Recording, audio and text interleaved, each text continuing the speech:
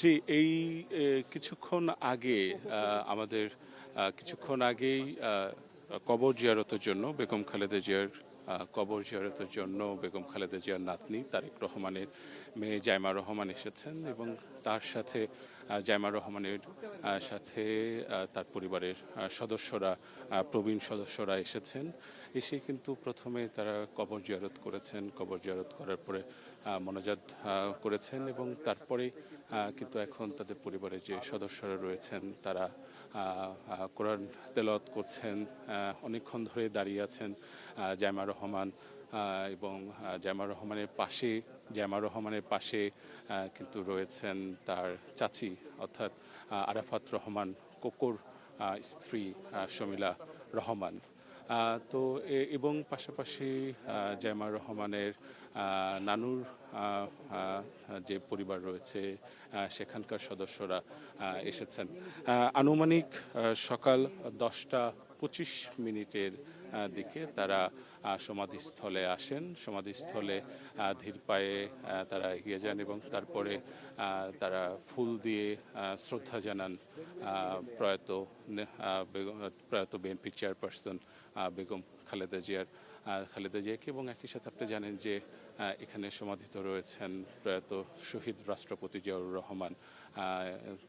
তাকেও তারা শ্রদ্ধা জানান এবং তারপরেই মোনাজাতে তারা সামিল হন এবং অনেকক্ষণ ধরেই জাইমা রহমান, শমিলা রহমান তারা কিন্তু দাঁড়িয়েছিলেন নীরবভাবে কবরের সামনে দাঁড়িয়েছিলেন।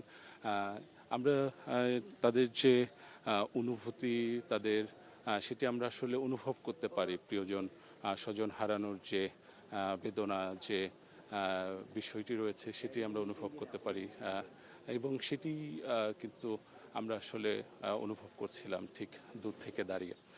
আপাতত তারা হচ্ছে তাদের যে কবর জিয়ারত রয়েছে সেটি শেষ করার পরে বের হয়ে যাচ্ছেন এবং ঠিক ডান পাশে কিন্তু একটি মঞ্চ করা হয়েছে। সেই মঞ্চে কোরআন তেলাওয়াত চলছে।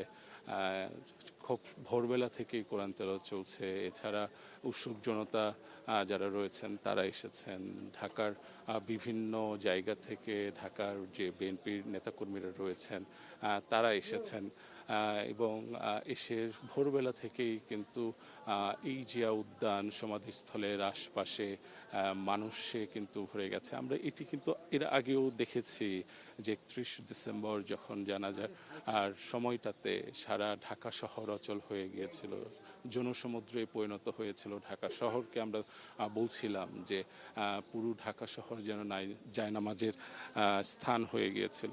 প্রত্যেকেই জানাজায় অংশগ্রহণ করার জন্য ছুটে আসছিলেন। যে ভালোবাসা, যে শ্রদ্ধা প্রয়াত বিএনপি চেয়ারপারসন এবং তিনবারের প্রধানমন্ত্রী বেগম খালেদা জিয়ার প্রতি ঢাকাবাসী সারা দেশবাসী জানিয়েছেন, তারই ধারাবাহিকতায় কিন্তু আজকে পবিত্র জুম্মাবার সাপ্তাহিক ছুটির দিন শুক্রবার তার ব্যতিক্রম কিন্তু কিছু ঘটেনি, বরং উৎসুক জনতা, নেতাকর্মী সহ অনেকে আসছেন, বিজিএমই থেকে এসেছেন এবং তার পরিবারের সদস্যরা আসার মধ্য দিয়ে আজকে যে দিনটি সেটি কিন্তু সেটির একটি সমাপ্তি ঘটলো এবং দিনটি খুব ভালোভাবেই আসলে শুরু হলো।